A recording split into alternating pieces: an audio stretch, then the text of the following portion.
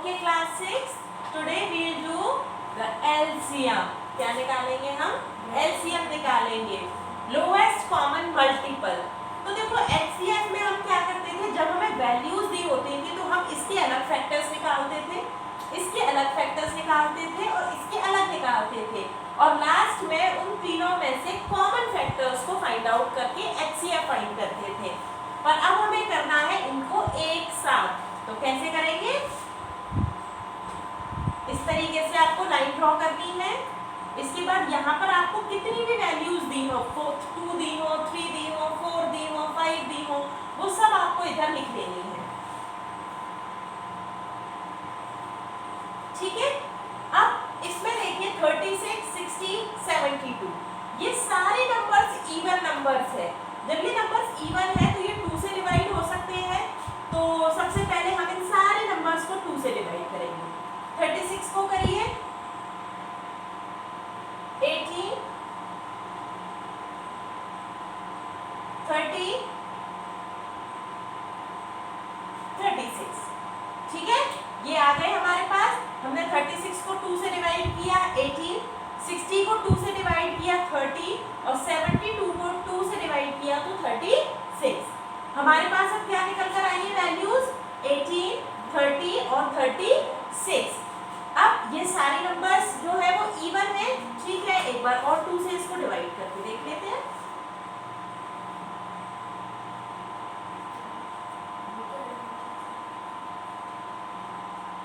देखिए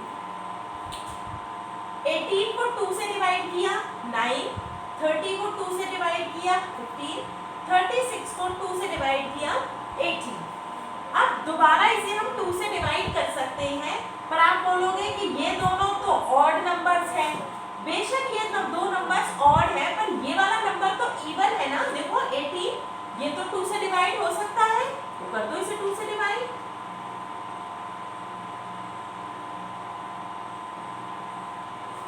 देखो 9 कंप्लीटली 2 से डिवाइड नहीं हो सकता, इसलिए हमने 9 को लिखा हुआ छोड़ दिया. 15 भी कंप्लीटली 2 से डिवाइड नहीं हो सकता, इसलिए हमने 15 भी यहाँ पर लिख दिया. 18 2 से डिवाइड हो सकता है कंप्लीटली, इसलिए हमने यहाँ पर डिवाइड करके 9 लिख दिया. अब देखिए यहाँ पर 9, 15, 9. क्या कोई ऐसा नंबर है जो 2 से डिवाइड हो सकता है? नहीं हो सकता. 3 से हो सकता है? बिल्कुल हो सकता है. 3 के टेबल में 9 भी आता है, 15 भी आता है. तो चलिए इस बार हम ले लेते हैं 3. 9 को 3 से डिवाइड करिए, क्या होगा?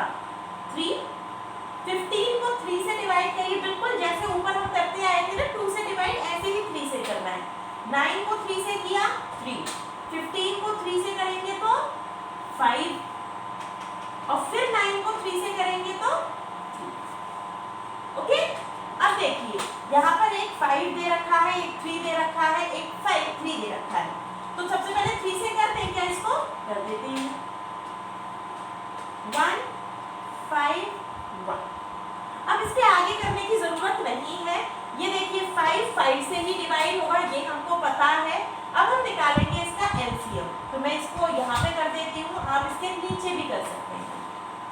एलसीएम ऑफ, इसका एलसीएम निकाला था हमने 36, 60, 72.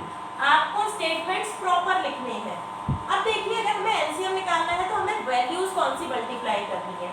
हमें वैल्यूज लेनी है इधर वाली, जो मैं सर्कल कर रही हूँ ना, ये वाली वैल्यूज आपको लेनी है. अब देखो यहाँ पर सब में तो 1 नहीं है ना, 5 भी है, तो आप इस वाली वैल्यू को भी ले लेंगे. यहाँ पर अगर प्राइम फैक्टर्स आ जाते हैं, प्राइम फैक्टर, प्राइम नंबर्स आ जाते हैं, प्राइम फैक्टर्स आ जाते हैं, यानी वो सिर्फ अपने ही टेबल से डिवाइड होंगे, तो आप यहाँ वाली वैल्यू को एज इट इज छोड़ सकते हैं, आगे करने की जरूरत नहीं है और इसको आप एलसीएम में इंक्लूड कर लीजिएगा. तो चलिए लिखते हैं 2 मल्टीप्लाई 2, 2 2 है, तीसरा भी 2 है, 3 मल्टीप्लाई 3 और इसको मत भूल जाइएगा, ये भी आपको इंक्लूड करना है. बस अब निकल आएगा एलसीएम. आपको इन सारी वैल्यूज को मल्टीप्लाई करना है. तो चलिए करते हैं. 2 से 2 को मल्टीप्लाई करिए, 2 2s are 4, ठीक है 4 हो गया यहाँ तक, देखो इस वाली वैल्यू तक 4 हो गया, 2 2s are 4, 4 को अगेन 2 से मल्टीप्लाई करो, 4 2s are 8, 8 को दोबारा 3 से मल्टीप्लाई करो, 24, कितना हो गया 24। अब आ गया ना रफ कॉलम का यूज, तो प्रॉपर आपको रफ कॉलम ड्रॉ करना है, ओके। तो देखो यहाँ तक 24 आ गया, 24 के बाद यहाँ पर क्या हो गया 3 से मल्टीप्लाई करिए इसे, 72, 72 में आप 5 भी मल्टीप्लाई करेंगे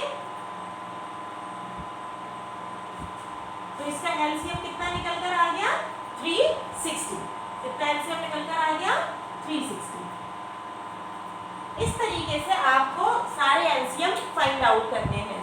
आप क्वेश्चन नंबर 1 से लेकर 9 तक कंप्लीट करेंगे, इसके अलावा क्वेश्चन नंबर 10 से लेकर 15 भी करेंगे। उनमें आपको क्या करना है, सबसे पहले एचसीएफ निकालना है। क्वेश्चन नंबर 10 देखिए पेज नंबर 40, क्वेश्चन नंबर 10 में आपको सबसे पहले एचसीएफ निकालना है, उसी तरीके से निकालना है जैसे हमने पहली एक्सरसाइज में निकाला था, जो इससे पहली वाली एक्सरसाइज की थी उसमें। उसके बाद आपको इसमें एलसीएम निकालना है, ओके। तो क्वेश्चन नंबर 15 तक आपको कंप्लीट करना है। फिर भी अगर कोई डाउट होता है तो आप व्हाट्सएप ग्रुप पर शेयर